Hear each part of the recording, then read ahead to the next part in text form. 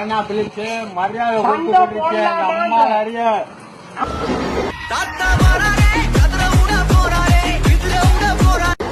அந்த பையனுக்கு பயம் இல்லை. எங்கே செல்லும் இந்த பாதை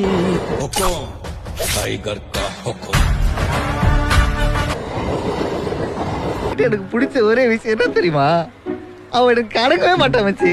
பள்ளிக்கூடத்துல பாடம் படிச்சதில்ல நாங்க நட்பு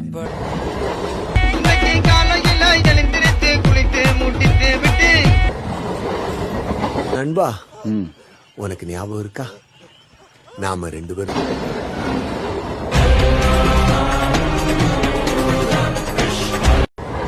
எனக்கு அதெல்லாம் தேவையில்ல. எப்போ வரீங்க?